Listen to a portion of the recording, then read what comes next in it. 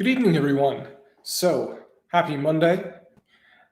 And the lights of the heavens are still on right now. So, I think that this is a good time to begin the weekly video. I've been thinking a lot and having some excellent conversations and reading some things that people wrote about something called ESG. So that's environmental and social governance. Um, ESG is a concept in that I'm new to. Of course, I think everyone is aware of businesses and corporations doing things like this, but as the acronym ESG, this is something which is being officially studied. And some people might say, well, it's about time. Some people might say that this is a distraction.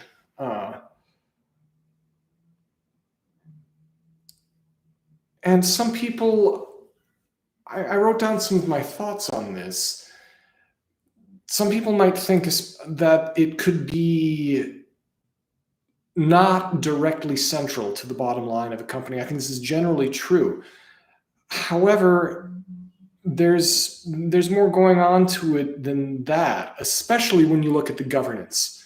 When you look at the governance bit and you realize that in a world where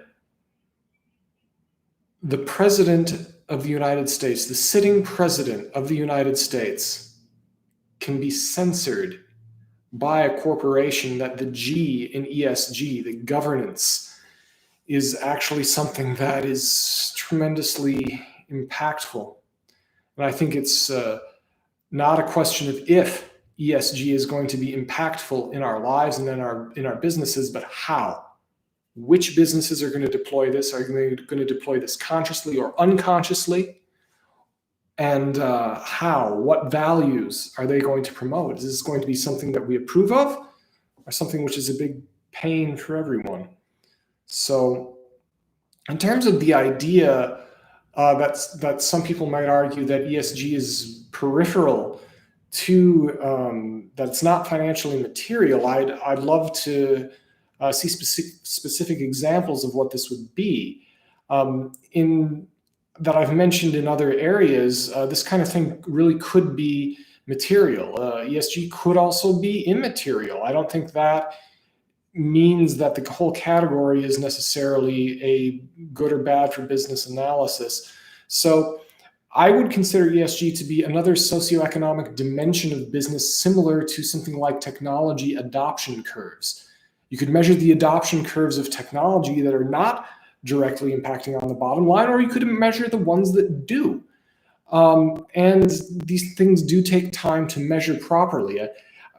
A good example of the technology being something that's not obvious right away, just like ESG might not be obvious right away. Having internet access in an office was probably seen as a detrimental expense in the early 80s, but by the late 90s, it was essential and extremely advantageous. And ideas of environmental and social responsibility in business analysis, I think, could potentially fall into similar kind of long horizon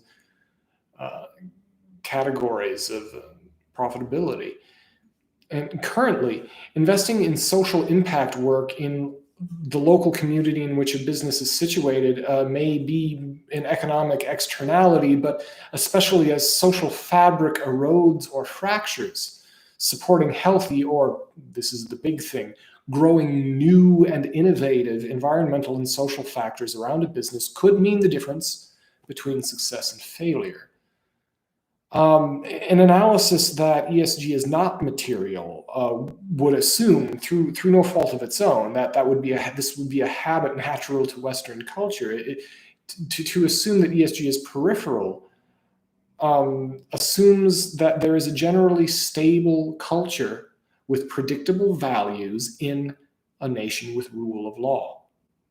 These things are far from certain. You can look at Somalia.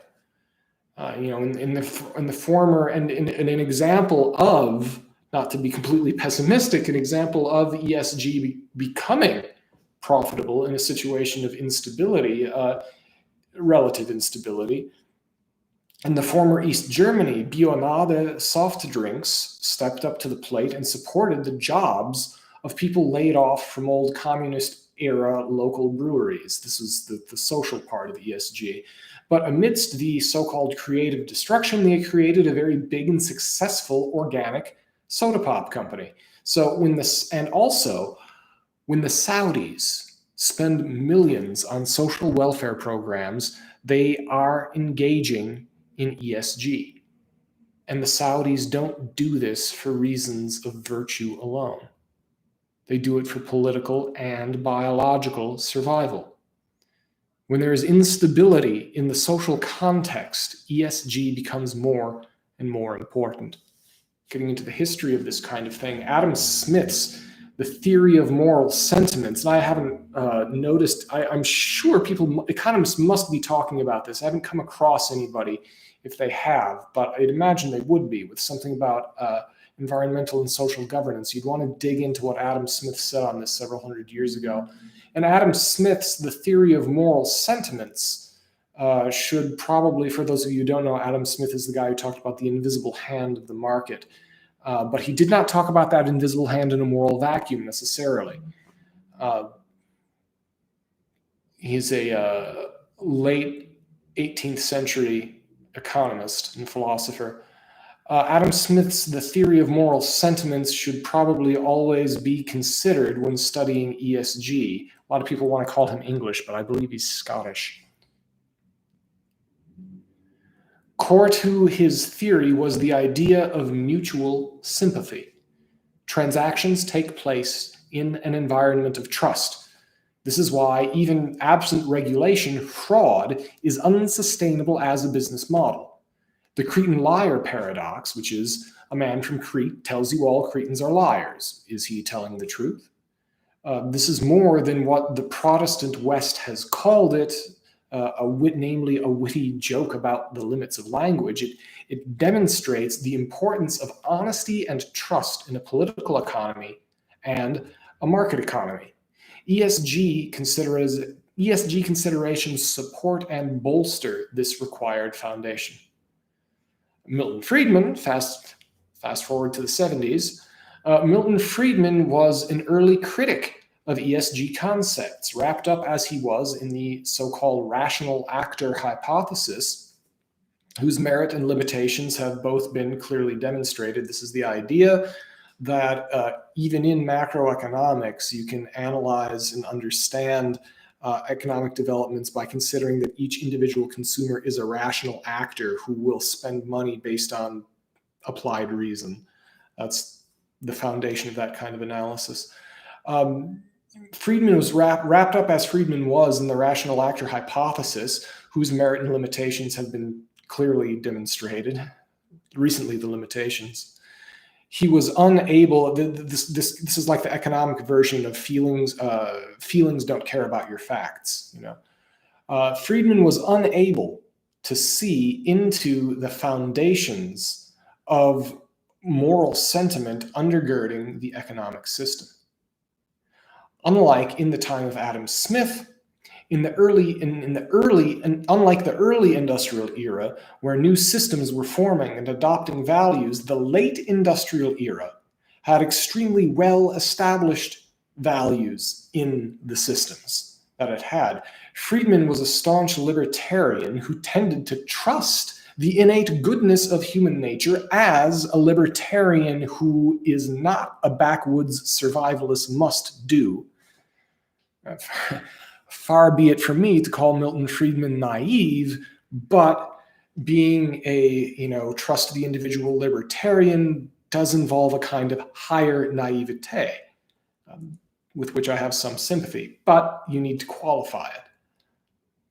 So being this kind of optimistic, trusting libertarian, he would have resented any system that would analyze moral actions as operative to economics, that would systematize it and enforce it.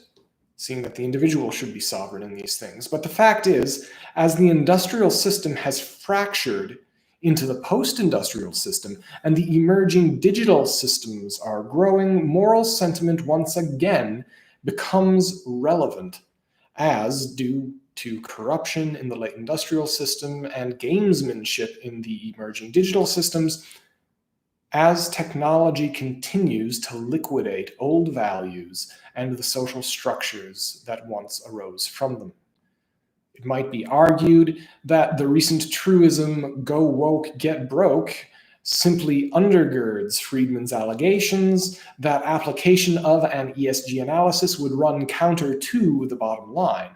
However, this is to misunderstand what virtue signaling actually is.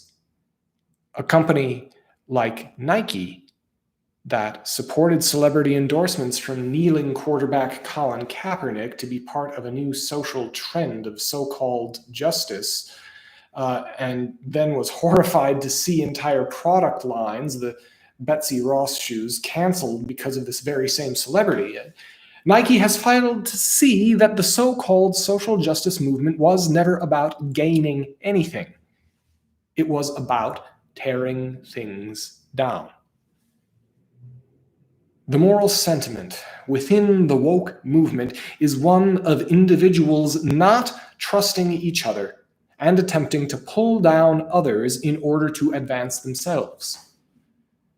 And just like a fraud and three-card Monty, it only works so long as people are credulous or are trading on the greater fool hypothesis, hoping to catch a mark greener than themselves. ESG, when done properly, should identify such mistakes of misplaced trust because it should examine the true social dynamics, and especially it should help to align incentives. A corporation whose incentives are at odds with the community around it is in for a much tougher row to hoe than a company that everyone loves. Marketing and PR matters, but this is deeper than PR. Henry Ford did an early kind of ESG analysis when he wanted his automobiles to be affordable enough that every employee of his could own one. He changed an industry and the world. Fast forward to the 70s, when you have people following nearly every dictate of Milton Friedman in Detroit to following him to the letter, and you have Ralph Nader's Consumer Reports magazine revealing to everyone who paid attention that a 1970s Ford muscle car was not only bad for the environment, but that a Toyota was far more reliable and a better value.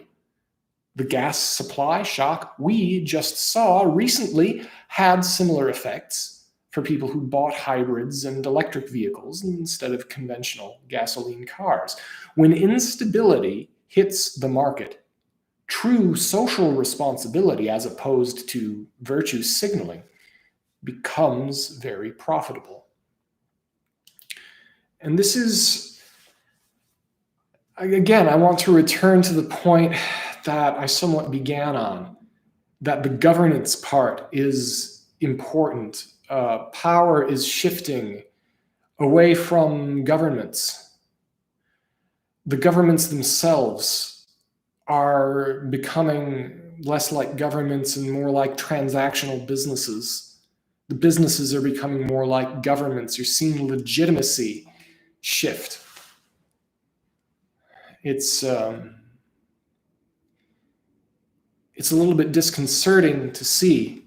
And keep in mind, I'm going to state facts here. Draw what conclusions you may. I hope we get more information about this, but I'm going to state facts. That Joe Biden approved a transaction in April of more than $200 million to the Palestinians. And less than a month later, and 5 days before the violence started in Gaza, he notified Congress of a finalized multi-billion-dollar, I believe, arms sale to Israel. April, money is given to the Palestinians. May, even more money is gained from Israel as the United States sells weapons. I don't know why we aren't hearing more about this, about where that first money went and how the Palestinians spent it, and about how much the administration knew about this and about what to expect in the coming weeks after they finalized this sale to Israel.